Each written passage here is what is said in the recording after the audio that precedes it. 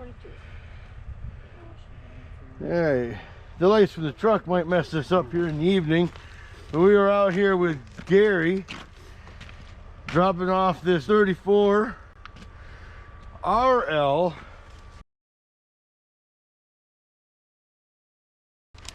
And he is going to give us a little history. Get my glove out of the way. A little history on the bike. What he knows of it anyway. Well, I can tell you what I've heard about it. About this from a gentleman in Washington State that worked at a bike shop, and this was out back in the bushes. And he asked if he could have it, and he restored it.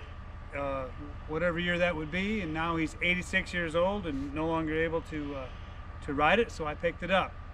So I'm hoping to get her going again and get her on the road.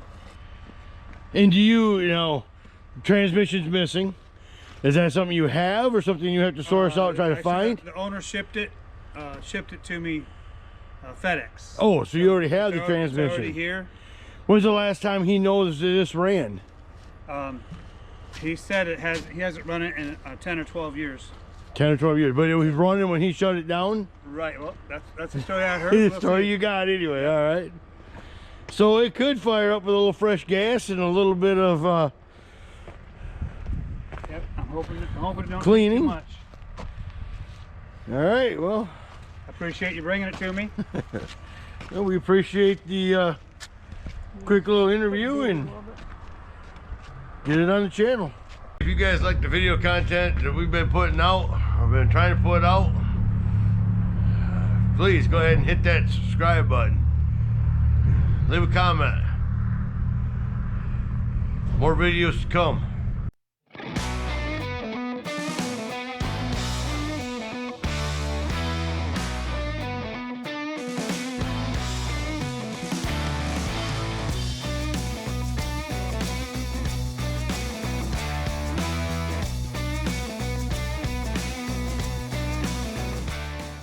Started a motorcycle business in Nelsonville, Ohio. He ran that with his wife and children till about 1920, and he moved to Columbus, Ohio. That's when there was dirt roads between here and southern Ohio. He moved his whole family up here on motorcycles with sidecars. Nice. That's the only transportation they had. So moved his whole family up to Columbus, and they opened a shop on Main Street. And I think that lasted till around his death in 1927.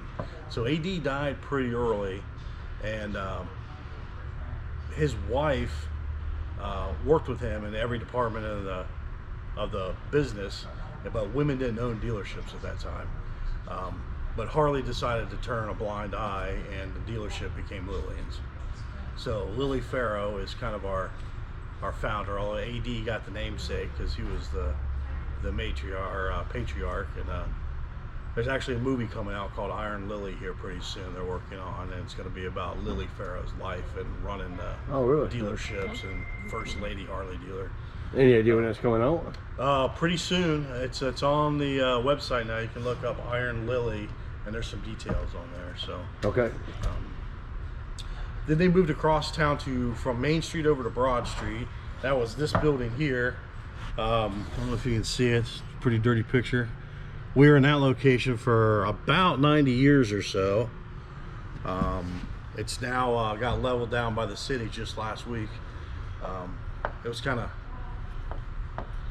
it was pretty old for the neighborhood now. So.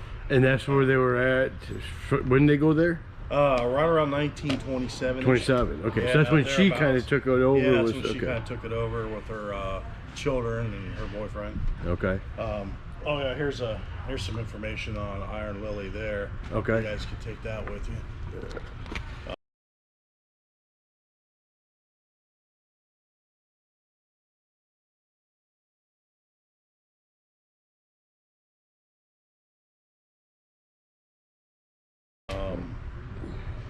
They ran the business until about 1984, and they sold it to the Dorman family. So Alan Pat Dorman ran the business in the 80s, all the way to 2002. They started this business here. This was called Centennial Park Harley Davidson. This ran from 2002 to 2019 out in Lincoln County, Ohio. Now it was Just- still under the Pharaoh name? Still under the Pharaoh name. It was Okay. just as kind of an outlier in the suburbs, not in the city. They opened that. They called it Centennial Park to get ready for the centennial anniversary of Harley Davidson back in 2003. Okay. So it actually opened about a year early and ran till 2019 under our current ownership. It was actually moved here, so we're under. This is our store here. Okay. So Bob ran the business. He's still partly, but he sold over the interest to the Reichert family in 2019.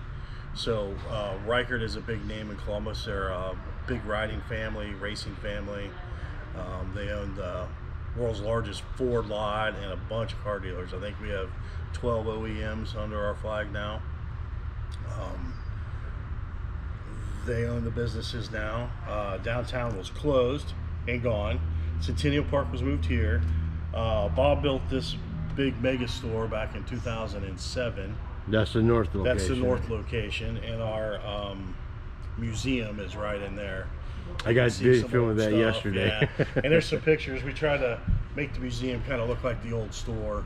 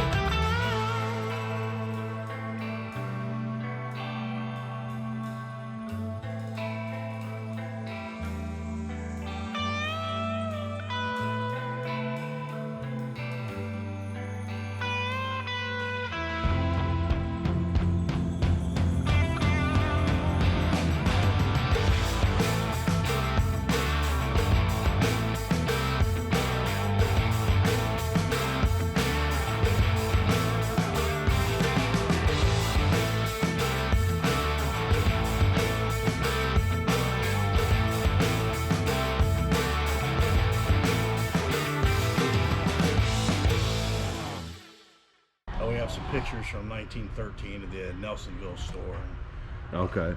That storefront was moved to the Broad Street in whatever year, but we had a replica store in the Broad Street location. It was pretty cool. The building in Nelsonville is still standing. We do what we call the endurance ride. It's the first weekend before Thanksgiving every year.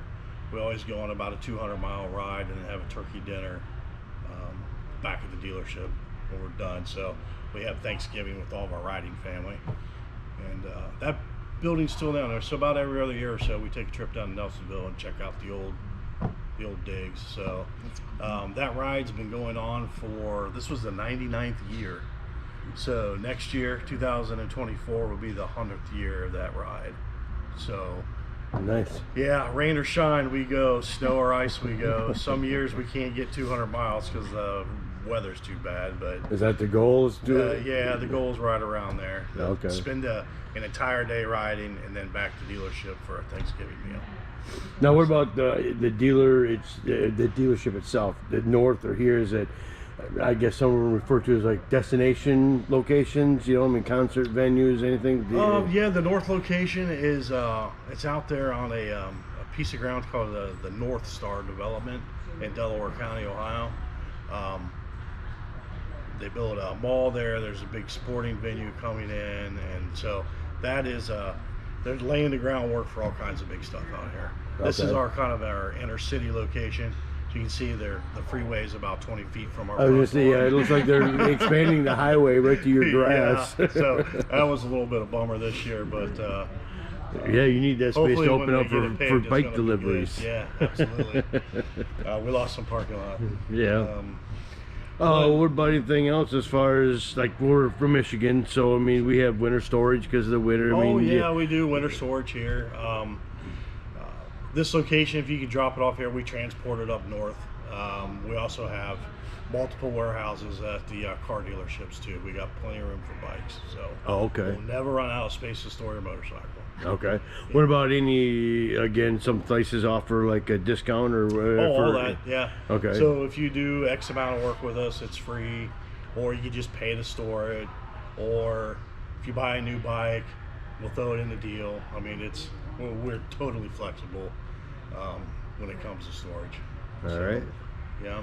Anything you want to add? No, thanks for stopping in here, Larry. Thanks for bringing us some new bikes. We got some 24s on the floor now. Oh, there is 24s on the floor? There's 24s on the floor. That we can video? Yeah, there's we got to take the price tags off, but yeah. All right, we're gonna go at least get one video of a 24. Absolutely, yeah. Thanks, and stop by the website and check out the history page. It's pretty cool stuff. All right, we'll do. Yeah. All right. This is a pretty cool video they made of. All right, guys, here we are at Faro, and they got some new 24s on the floor. This is the Billiard Gray.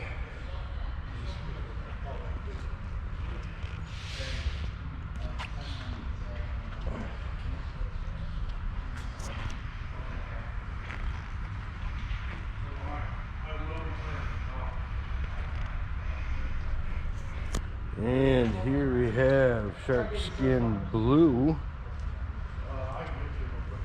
Tri-Glide.